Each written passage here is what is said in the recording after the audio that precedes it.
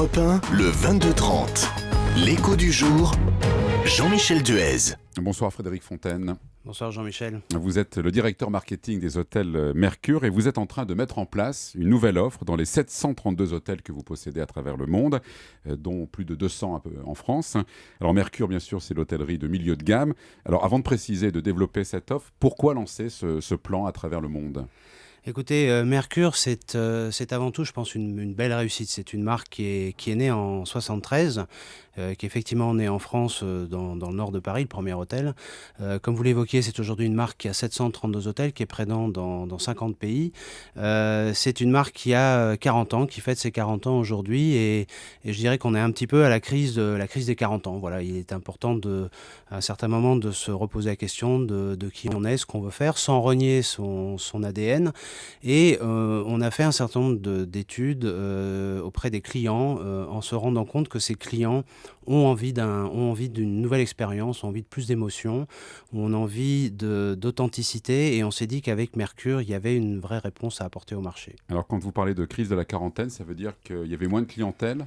Alors non, en fait, le problème n'était pas d'avoir moins de clientèle, le problème c'est d'être plus précis sur la façon dont Mercure se définit, parce que Mercure est une marque non standardisée, donc tous les hôtels sont différents, on est donc complémentaire à la marque Novotel du groupe. Parce que vous êtes beaucoup en franchise en fait. On est effectivement beaucoup en franchise, c'est d'ailleurs ce qui attire les franchisés, c'est la capacité qu'on leur offre de rester avec leur propre identité et leur propre personnalité. Et donc en même temps, on n'était pas dans une problématique de volume, on avait besoin de durcir un petit peu le discours marketing, sans employer des termes trop techniques, et de réinventer un petit peu, de réingénierer cette marque pour la rendre plus attractive. Donc c'est un concept en fait que vous développez. Alors c'est un ensemble, en fait, c'est un ensemble de concepts. On est parti d'un principe qui consiste à dire que nous ne pouvons pas déployer le même concept dans tous les hôtels, et nous ne voulons pas déployer le même concept dans tous les hôtels.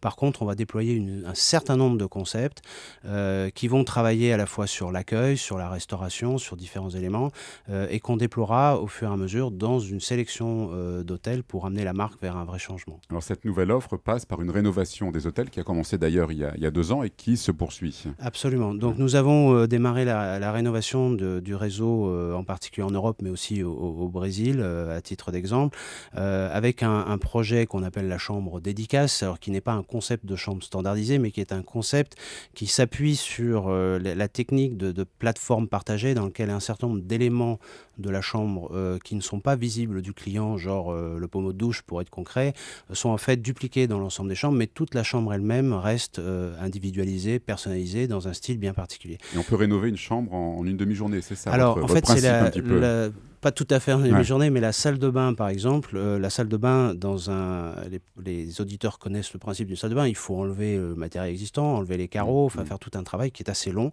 Et ce travail d'origine classique prenait environ une quinzaine de jours. Aujourd'hui, avec la méthode qui sera un petit peu longue à expliquer, mais qui est un peu en module préparé à l'avance, on arrive à rénover une salle de bain en moins de 2 jours.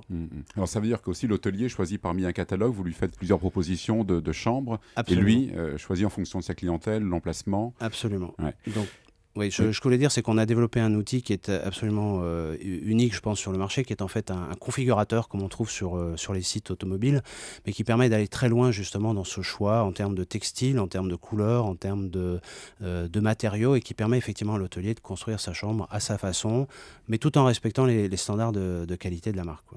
Alors par ailleurs, vous êtes en train de créer aussi un nouvel espace lobby qui n'existera plus. D'ailleurs, vous allez rénover l'accueil. Ouais, absolument. Donc l'idée là, elle est assez simple, c'est qu'on veut casser, pour prendre une expression un peu imagée, on veut casser le lobby traditionnel, qui est cette banque d'accueil derrière laquelle, qui crée une barrière en fait avec. C'est le comptoir en fait. Le comptoir, voilà, ce qu'on appelle traditionnellement le comptoir, que ce soit dans l'aérien, dans la location de voiture.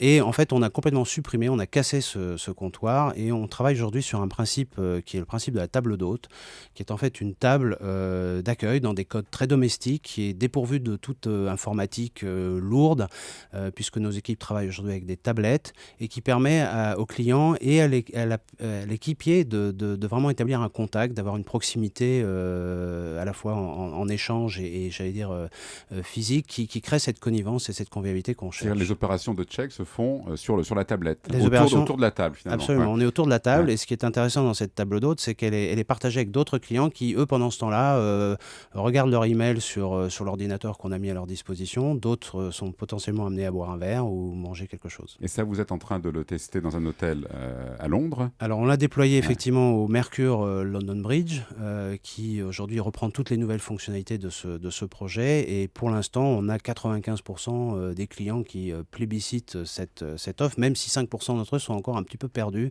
parce que quand ils arrivent, évidemment, ils perdent leur point de repère sur la marque. Et vous pensez l'étendre à Alors, quel terme, quel délai aux autres hôtels? Aujourd'hui, on a pour projet de déployer ce projet dans 5 autres hôtels d'ici la fin de l'année. L'important pour nous En France? Alors en France et à l'étranger, puisque nous aurons Amsterdam, nous aurons Londres, nous aurons Massy. Mais ce qui est important pour nous, c'est d'un côté que les clients apprécient ce concept, ça c'est évidemment l'attractivité pour les clients, mais aussi que les franchisés qui représentent une part importante de notre réseau achètent eux-mêmes ce concept pour leur donner envie de faire les investissements nécessaires.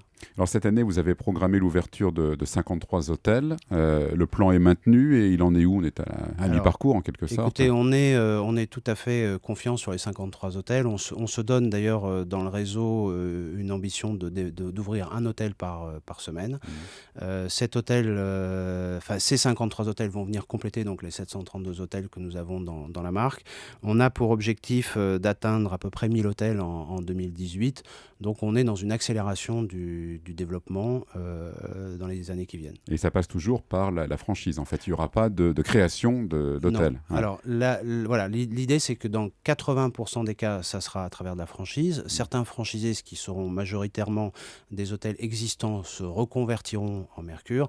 Ça n'empêche pas qu'il puisse y avoir une petite portion d'hôtels ou en construction ou en rénovation qui rejoignent la marque aussi. Alors comment ça se passe? C'est vous qui allez chercher, vous repérez les lieux? Alors absolument. Ou alors on vient à vous? Alors on fait les deux. Ouais, très bien. On fait les deux. La première, c'est que évidemment nous repérons les villes clés dans lesquelles nous souhaiterions être implantés. Nous repérons quelques emplacements.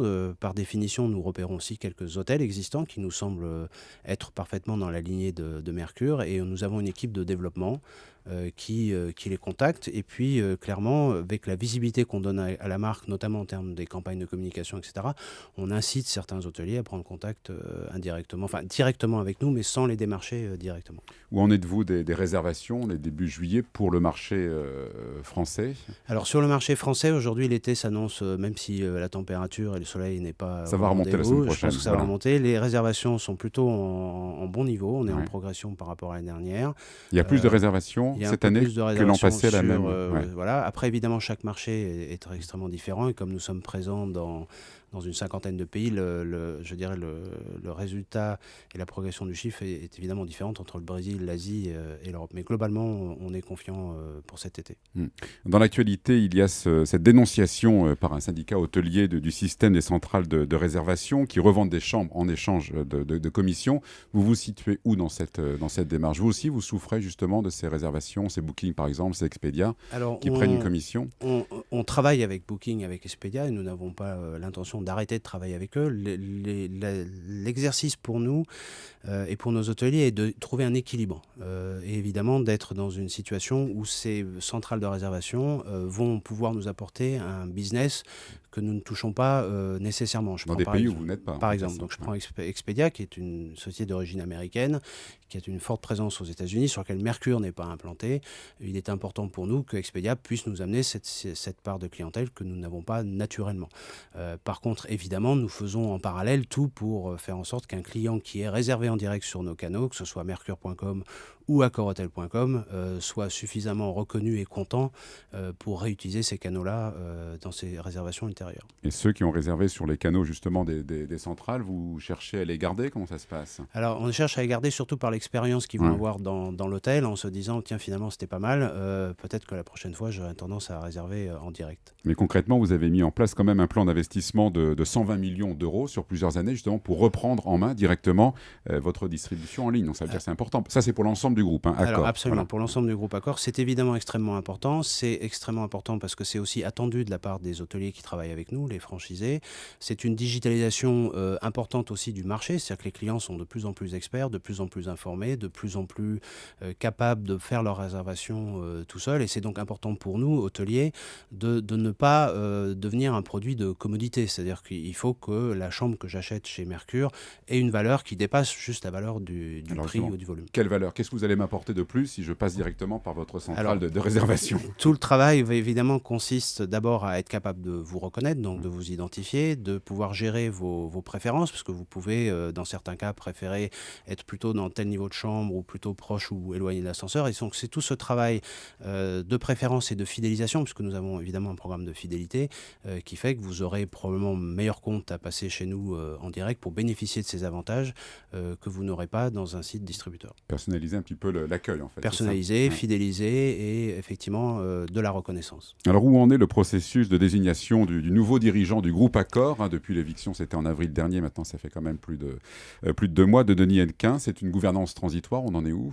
Alors écoutez, là je suis dans une situation que vous comprendrez aisément, je ne peux pas commenter, d'abord parce que je suis moi-même assez pris par mon travail, donc Vous n'avez pas le temps d'y penser. J'ai pas tellement le temps d'y penser, nous on est un peu la tête dans le guidon comme on dit. Mais c'est pour les prochaines semaines, a priori. A priori. Merci Frédéric Fontaine, donc directeur du marketing de Mercure Hôtel. Et vous pouvez retrouver cette interview sur le site internet d'Europe 1, europe1.fr. Merci. Merci à vous.